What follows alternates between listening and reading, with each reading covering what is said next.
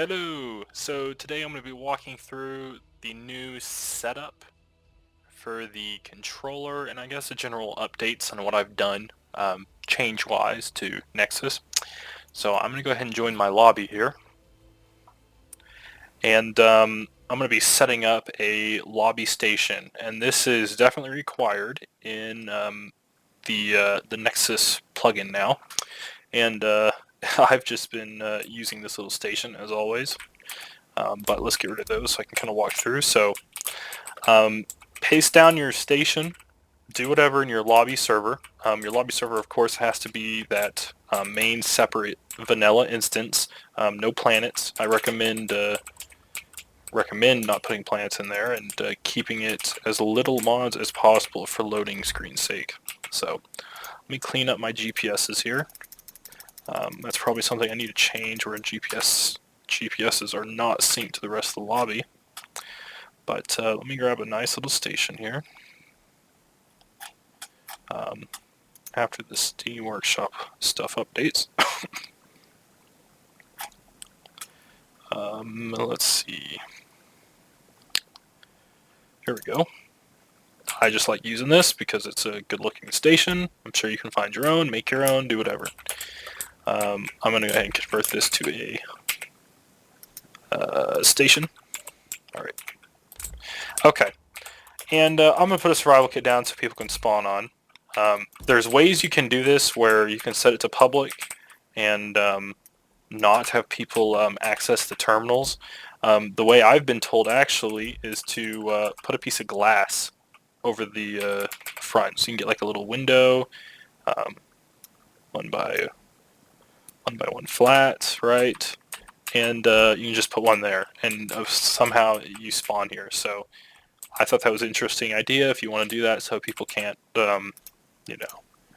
change the settings here on your block. Okay. So what we need to do now is we need to figure out some spawn areas. And so we can just take some of these transporter pads, which is of course very good thanks to Newtguard for allowing me to use his models. But I'm just going to slap these babies. I'm just going to slap two down. One right there. And one right here. Okay, perfect. So these spawn pads represent drop ships in the real sector, and these will be configured. All they are is just a glorified beacon. You can set the radius and stuff so players can see it, I guess, from a distance. You can rename it. So if I did like this one's, let's just say this is Earth Rover, right? And then that this one's going to be space spawn around Earth. There we go. Perfect. That's all you need to do for setup, at least in game.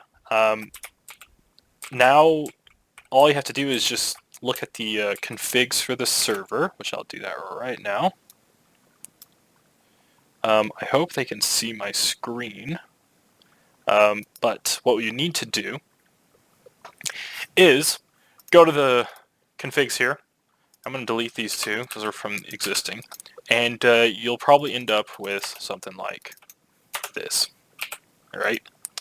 And so you have to plug in the station entity ID of your grid. Now this can work with subgrids, so if you want to grab a station ID subgrid you can, but what I recommend is just going to Entity Manager, grabbing that station, copying the entity ID, coming back, plugging it in, there we go. So now these three buttons right here are what's important. This refresh station, go ahead and scan to the grid in game for those blocks. So you can click those, and there we can see those two blocks that we put in. Of course, we spelled Earth wrong on the spawn names there. And the block entity IDs are here, which is kind of useless, so I'll kind of do that. The two server ID and the selected ship and the selected spawn script. So what we need to do now is we need to tell the configs which server these spawn pads represent. And so both of these are actually going to be representing server number 1. because I've got the Earth rover spawn, which is in server 1, and I've got the around Earth spawn, and it's kind of puts the grid near an asteroid around Earth, somewhere in your specified region. And I'll get to how you specify all this in just a second. So the selected ship. Let me open up the folder here. Tour server number 3. All right, perfect.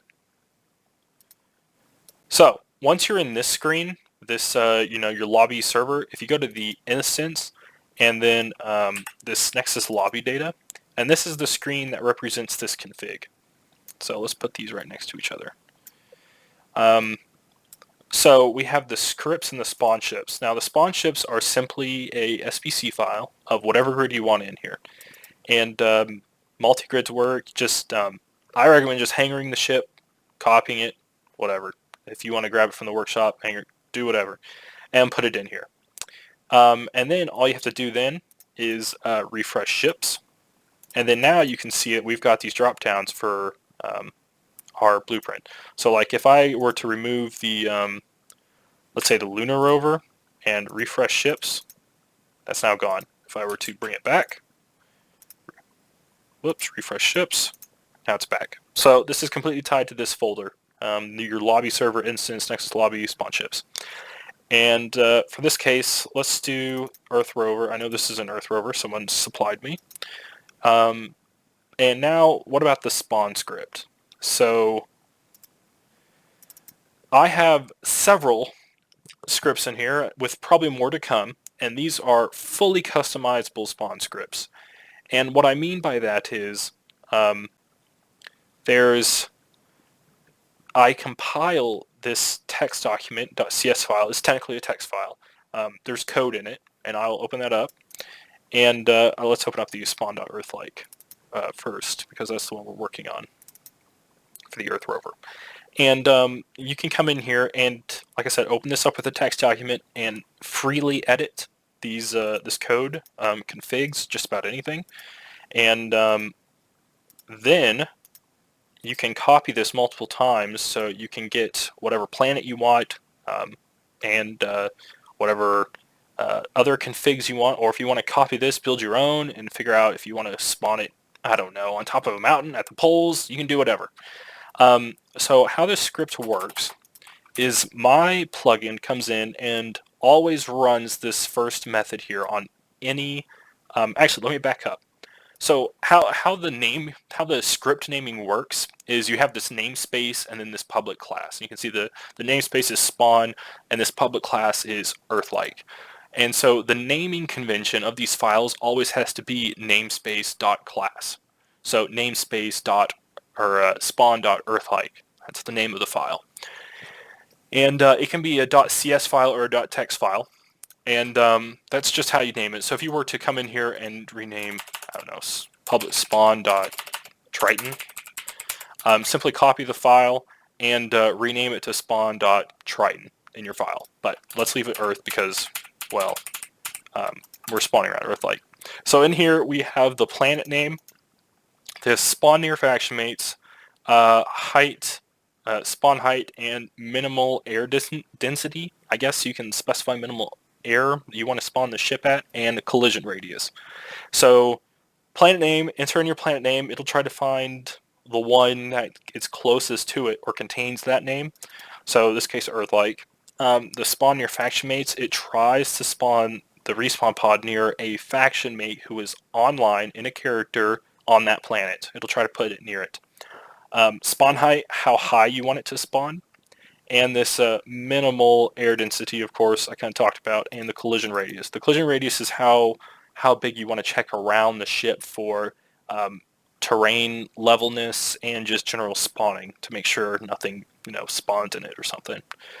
So down here, I'm not going to go too much into the code, but basically I give it the grids, the list of the players who are spawning in the ship, yes to list in case you want to do a group spawn, which that's going to be added on later, like a faction spawn pad. And then we have the spawn position, which is, all of these are by reference, forward, up, and aligned to gravity. So let me see. What we need to do now is basically in the script we can come in here, access these, and set it. So this align to gravity means you're basically telling my code to go ahead and align the ship to gravity. And you can set this to true or false here, and once it's done, it'll get the values returned and process it. So in here I've got lots of different checks to test the landing, check terrain. All of this was mainly pulled from Keen in the game, but I modified it a little bit just so I can modify it, but I think I've cleaned it up a tad bit. So yep, that's all it is on the Earth-like script. And I will leave it, and don't save it. I don't really care for it. But the same thing here, if you just want to refresh the scripts in this folder, has to pop up, so spawn.earthlike. Okay. And we'll do the same thing for the space around my misspelling of Earth there. Into blueprint. Earth style drop pod, sure. And spawn script, spawn.space. So this space one is very similar. It's the same naming convention and everything. You got your spawn.space. And I put some comments in this one, and I'll try to put some comments in the other one as well. But the region center, so this is just XYZ coordinates of the center of the region you want ships to spawn in space. And you can specify the region radius. So in this case, I'm basically telling it to spawn in only sector 1 here. If I come over here to my Nexus controller, and I've got my sector set up, so you can see 0, 0, 0, and 250. Well, that's the Earth server. So I'm basically telling the region here, hey, we need to spawn a grid only in this region. If you kind of overlap this, I'm not exactly sure what would happen if you kind of overlap the Earth and the deep space server in this range, since in the configs itself for server number 3, you have to specify which grid the server is spawning in, and that can get kind of funky, so just make sure that this is correct in the region. Later down the line, I may try to upgrade this, make it better so it can do it randomly, but for right now, that's only going to be how it works. So, yeah, and the same thing applies to the Earth-like planet. Earth is completely inside of a region, so yeah. Alrighty. So now that we have those two in place, it's as simple as, and you can see here I got my 3 servers online. So we go, and it's as simple as just walking into those spawn pads. So let's do spawn. Let's do Earth rover first. So this is just as you expect. Once this countdown ends, it's going to put you in the Earth rover that you specified in the seat, of course, on the Earth planet. So let's see if it does it properly, because I just tried to fix this today, and it seemed to be working pretty darn good. Dun, dun, dun, dun. Here we go, loading in.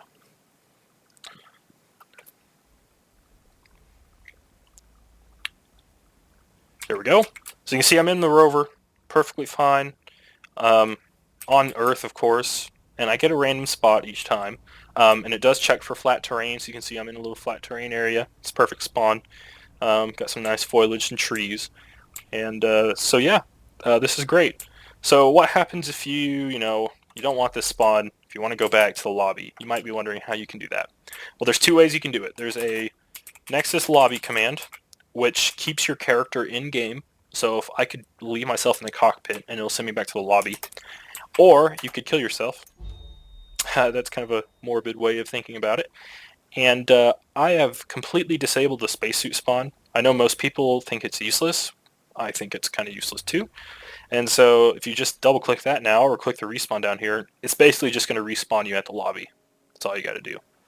And it just sends you to the lobby. If you have like a public med bay, it kind of auto puts you here like I did. So now we're back.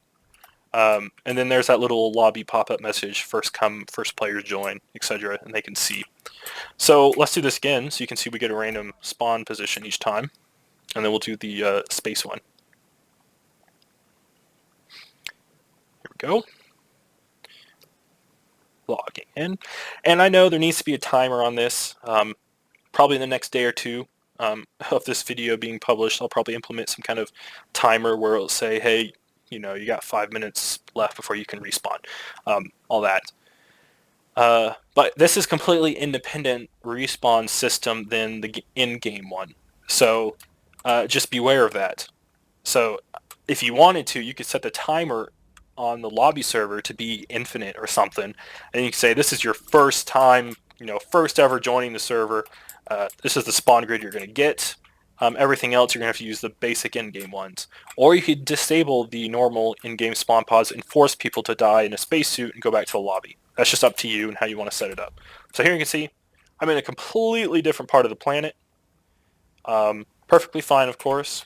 Driving around, a new spot. So epic, right? So yeah, let's go back to the lobby. I'll just kill myself again because I think it's so much fun killing myself and going to the lobby. Go back here. And now we're going to kind of do the kind of spawn around Earth type of deal near an asteroid. So that's this one right here.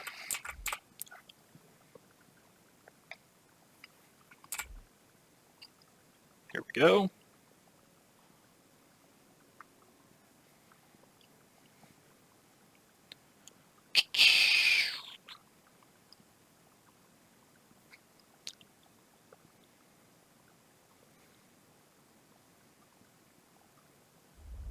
Here we go. I'm in a ship. And there we go. I'm around Earth near some asteroids. And this is completely random too, so I got like a little pirate vulture now. Coming after me, of course. And this is just still a blueprint. And you keep your inventory from the lobby, by the way. So what I mean by that is it clones your character. So if you wanted to get if you wanted to set up like some shops in the lobby server where you could sell elite tools or something, you could spill their $10,000 there, or whatever, their 10,000 space credits, whatever you want to call it, and buy elite tools, whatever they choose, you can do that. So just be wary on that too, that it does clone your character. Okay?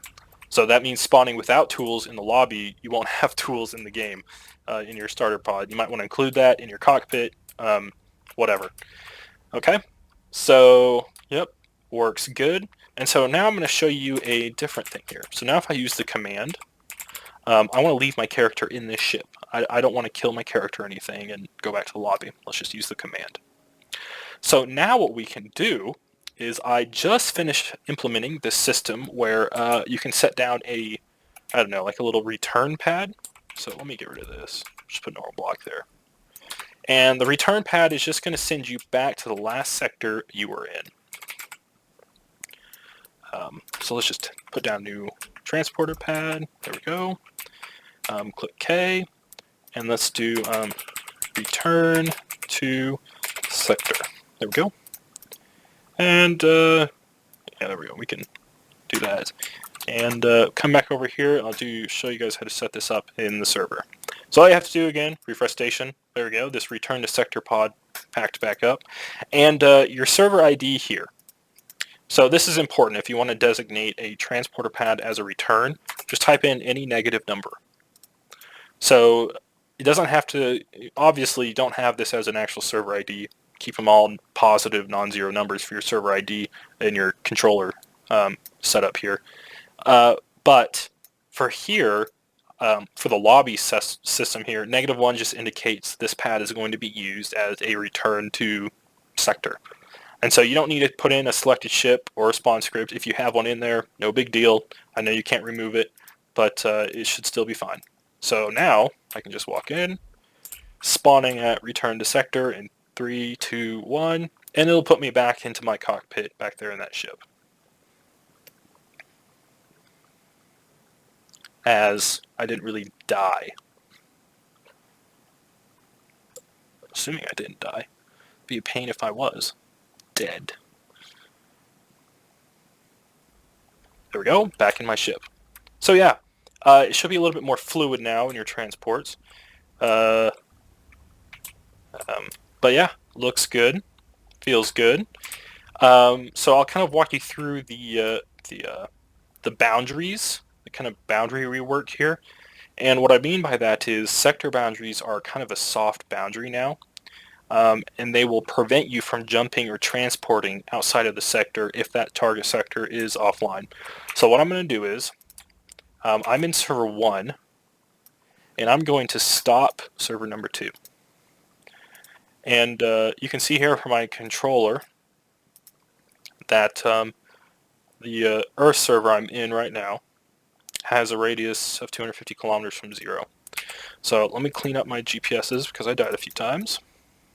Type in there, new, and we'll type in radius 250 kilometers, or Nexus get sectors. That's a list.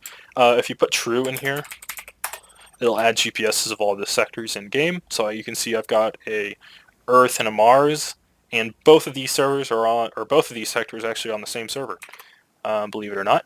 So you can see Earth and Mars are both on the Earth server set up here. Okay. Alrighty. So let's fly out to 250 kilometers to try to jump to deep space. So let me get close here. There we go. Wait for the game to reload in. Perfect.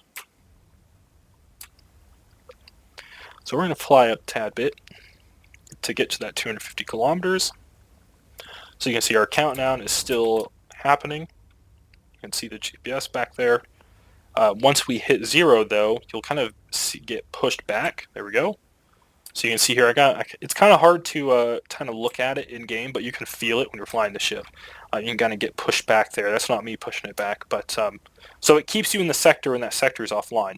And if I leave it and put in a grid that can jump, let's do this. Is one of my other favorite test ships. There we go. We'll put that. Put a jump drive on it. If we try to jump, you can see jump aborted, target server's offline. So there we go. You can't even jump to that target server. You can't even leave. And so you might be wondering here, what happens if space pirates spawn? If you actually go outside of it, you can see here, it'll actually pull you back into that server that was offline.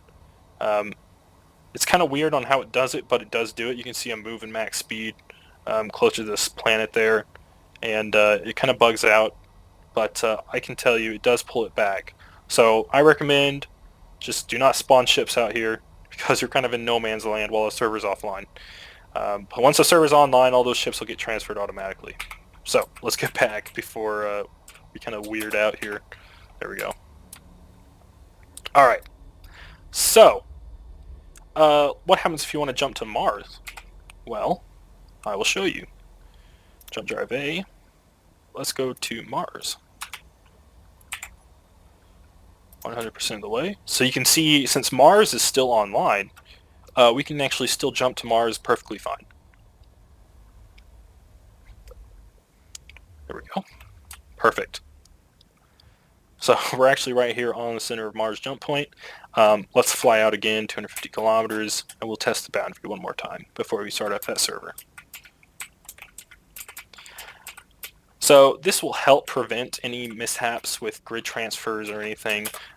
Gets rid of the whole data transfer backup system I was using. Grid backup does run on transfer, load, and save. So you should not have any mishaps with grid. Well, you will still have grid mishaps with grids disappearing if a server crashes and stuff. So there's really no way to fix it easily. I'm hoping later or down the line I can write a better system that can track grids leaving and entering, but it's a very complex matter, and I don't know when I can even get to that or start thinking about it. So if you do lose a grid backup, use that plugin. So you're going to see here I'm getting near the edge. It's going to push me back in. So there you go. Awesome. If I do try to jump again, let me see here. Let me point away. There we go. You can still see here. Oh, I'm jumping back to that point. I'm stupid. Anyways, let's start up that other server here. So now we're starting number server number 2, which is deep space.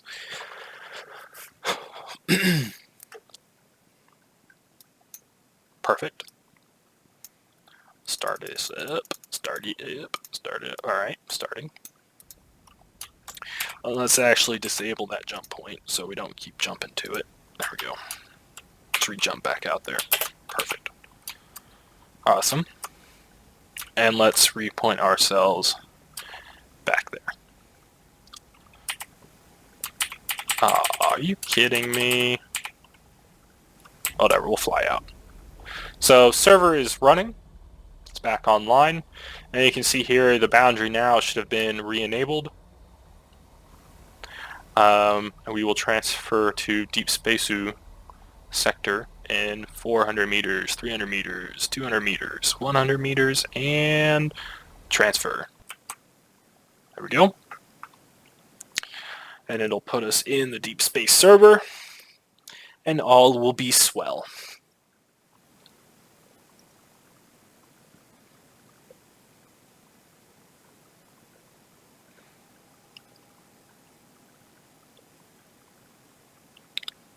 There we go.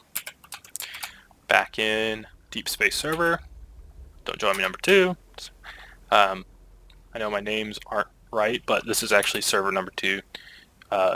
Believe it or not. So, perfect. That all works. Respawn stuff, and of course, if I were to still Nexus lobby, go back to the lobby, I could always go back, return to whatever. So, okay. That kind of wraps up the setup portion of the respawn scripts. Let's go back to our ship just for the fun of it. So the lobby here, I think, is a little bit more developed than in the previous versions. There's a lot more you can do, and with the respawn stuff, you can basically do whatever you want. The limit is your imagination here and your capabilities to code, and that's the only really secure way or best way I thought about doing it, is to have a scripting plugin or a scripting program so you can do your own respawn scripts and figure out where you want players to spawn, first spawn, second spawn, if they want to spawn on other faction mates, all kinds of stuff. So yeah, I mean, I think this is coming along quite nicely. One future update I am really working towards is a faction drop pod with the bigger transporter pad from Newtguard. And that will allow multiple people to stand in the pad and be teleported into the same grid. So if you got your faction mates on, maybe 3 or 4, they all spawn in this custom grid that you could do and supply for the first time, and make their start a little bit more interesting via the spawn script. So, I don't know, make their experience in the server more pleasurable or different. So yeah, that kind of covers the spawn scripts and how it gets all set up. But like I said, the spawn pads are required. New players will spawn there and they will not know where to go. And so I tried with that little pop-up message you see here in the top left of your screen, kind of telling them, hey, welcome Casimir to the lobby server. You have to find these pads, but surely wherever you're putting these, you can have arrows on LCDs, you can have your rules, info, motto, message of the day. And that's where that message of the day comes from, is, let me reopen the controller, is this description here. If you want to change it, you could type in a paragraph or whatever. That's perfectly fine. And that'll pop up on the message of the day. So, yeah. These spawn pads, you can add as many as you want. Let's put like tons of them down. Why not? Oh, they're using slabs. Guys, why so many slabs? There we go. So we come back over here, right? Server number 3, refresh stations. You can see all these different spawn pads. And so like I said, these blocks, they take 3 decades to weld up. If they do manage to do that, there's no code or anything with it. It's a glorified beacon. I know that this block is on all servers, but it's purely just a beacon. And it's a crappy one, is that 150 meter range. So yeah, I think it's come a long ways. You can do what you want. If you want to stick these on a rotor, piston, or whatever, and have fancy stuff going on, you could do that. It's up to your heart's content. So yeah, let me know what you guys think. I put a lot of effort into this, and it's kind of making your own respawn system now, I guess, in the game. So and nothing's really done that. I'm just doing this as an add-on. So yeah, alrighty, I'm gonna wrap this up, call it good. Let me know if you have any more questions. I'm sure I've stated that. So I'll see you guys later.